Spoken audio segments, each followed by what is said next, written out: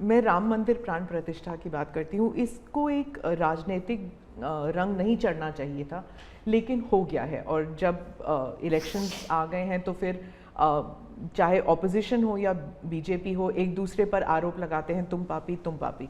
कांग्रेस कहती है कि इसका राजनीतिकरण बीजेपी ने किया इसलिए वो पापी है।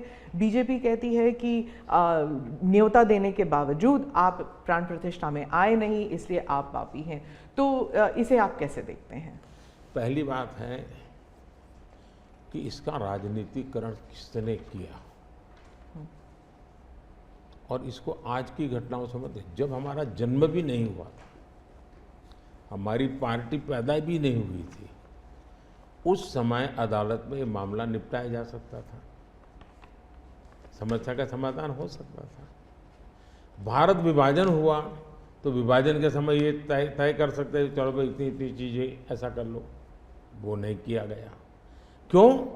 कि एक ऐसा हथियार हाथ में है जो हथियार वोट बैंक पॉलिटिक्स के लिए मजबूती का एक दांव है, इसलिए उसको पकड़ के रखा गया और बार बार उसको भड़काया गया। अब जब ये अदालत के अंदर मामला चल रहा था, अदालत में अभी जजमेंट ना आए वहां तक कोशिश की गई। न्यायिक प्रक्रिया से होना चाहिए तो हमारा संविधान हमें कहता है और सरकार की तो जिम्मेवारी है, लेकिन उसमें भी अड़ंगे डालना, ये क्यों? क्योंकि उनके लिए ये राजनीतिक हथियार था, ऐसे लोगों के लिए। और देखिए राम मंदिर का, ऐसे लोग हैं राम मंदिर कर रहे हैं, तुम्हें मार देंगे, ऐसा करके वोट बैंक बनाने का एक तरीका था। अब हुआ क्या, राम मंदिर बन गया तो उनके हाथ से वो मुद्दा ही चला गया। अब वो किसी को डरा नहीं पा रहे हैं, राम मंदिर आ जाएगा, आ गया, कुछ नहीं हुआ, आग नहीं लगी कोई। दूसरा इनकी प्रकृति, आप सोमनाथ मंदिर से लेकर के अब तक की घटनाएं देखिए, वे भारत की मूलभूत आस्थाएं, भारत का मूलभूत जो पिंड है उसके प्रति नेगेटिविटी लेकर के ही देश में वो अपनी बात है। अब सोमनाथ मंदिर को क्या प्रॉब्लम था, सरदार पटेल थे, डॉक्टर राजेंद्र बाबू को जाना था, वहां तो न जनसंघ था, न भाजपा था, न आरएसएस थी, न कोई लड़ाई थी, लेकिन उन्होंने मना कर दिया जाने। वो जो नेहरू जी की जो चिट्ठी थी, हाँ, जो भी है। अब ये और वो परंपरा आज भी चल रही है कि प्राण प्रतिष्ठा का निमंत्रण मिले और आप उसको ठुकरा दें। सचमुच में तो आपको गर्व होना चाहिए कि ये राम मंदिर निर्माण करने वाले जो भी लोग हैं जिन्होंने संघर्ष भी किया है, वे आपके सारे पाप भूल करके, सारे आपके गुनाह भूल करके घर में आकर के आपको इनवाइट कर रहे हैं और नए से व्यवहार शुरू करना चाहते हैं। आप उसको भी उस पुराने मिजाज से ठुकरा दे, तब लगता है कि आपके लिए वोट बैंक एक बहुत बड़ी आपकी मजबूरी है, और उस वोट बैंक के चलते इस प्रकार की चीज़ें होती रहती।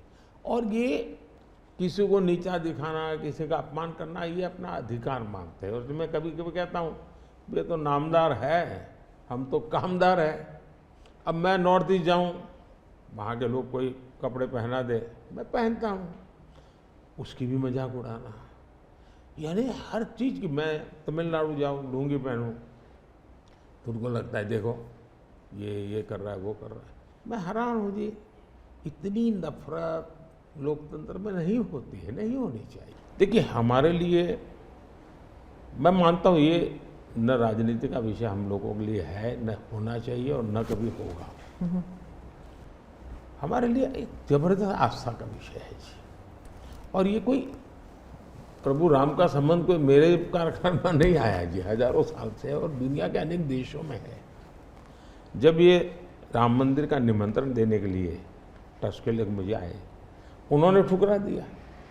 मैं सोचने लगा इतना बड़ा मुझे दायित्व दिया जा रहा है, मैं अपने आप को योग्य क्या कैसे करूं, अपने आप को योग्य कैसे बनाऊं। तो मैंने कुछ लोगों की एडवाइस ली, कुछ संतों की, कुछ जानकार लोगों की, मेरी स्पिरिचुअल लाइफ से जुड़े हुए कुछ लोगों को मैंने पूछा कि भाई मैं इसको एक प्रधानमंत्री के रूप में इस कार्यक्रम को नहीं लेता हूँ, एक राम भक्त के रूप में करना चाहता हूँ, मुझे क्या करना। उसमें से मुझे सुझाव आया, तो सुझाव तो बहुत, लेकिन मैंने फिर कुछ अध्ययन भी किया और मैंने मनोमन तय किया कि मैं 11 दिन का अनुष्ठान करूँगा। और मैं ज़मीन पे सोता था, नारियल के पानी पर रहता था और तय किया मैं प्रभु राम जहाँ जहाँ गए थे उसमें जहाँ भी मैं जा सकता हूँ जाने का प्रयास करूँगा। और वहाँ मैं अपना, जब मैं श्रीरंगम मंदिर में गया, दक्षिण भारत में, हाँ। दक्षिण भारत में, और कम्ब रामायण का मैंने पाठ किया वहाँ, तब मुझे वहाँ के लोगों ने बताया कि साहब 800 साल पहले जब कम्ब रामायण की रचना हुई तो पहला पाठ इसी जगह पे हुआ। और मैं देख रहा, सबके आंख में आंसू थे। ये जो मैंने अनुभूति की है साउथ में खास करके, यहाँ बैठे हुए लोगों को अंदाज नहीं आएगा जी कि क्या भक्ति है, क्या आस्था है और कितनी पवित्रता है उसमें।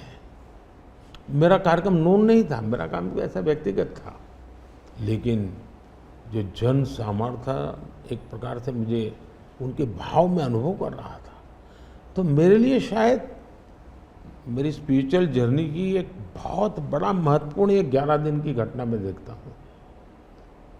मैं और राम मंदिर प्राण प्रतिष्ठा को मैंने बहुत गंभीर लिया था जी। मैंने एक इवेंट के रूप में नहीं लिया था जी, मेरे लिए वो इवेंट नहीं था। वो एक स्पिरिचुअल मूवमेंट था आपके लिए?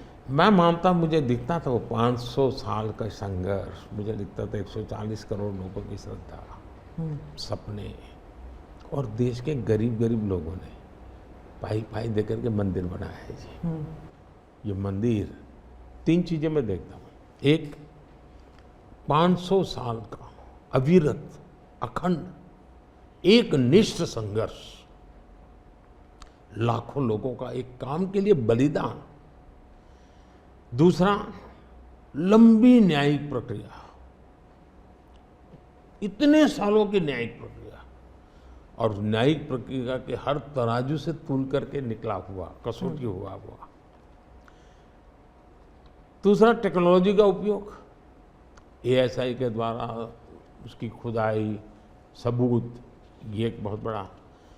और चौथा, हिंदुस्तान के कोटि कोटि लोगों ने 1-1, 2-2, 5-5 रुपया जो भी दे सकते हैं दे करके ये मंदिर बनाया है। ये मंदिर सरकारी खजाने से नहीं बना है।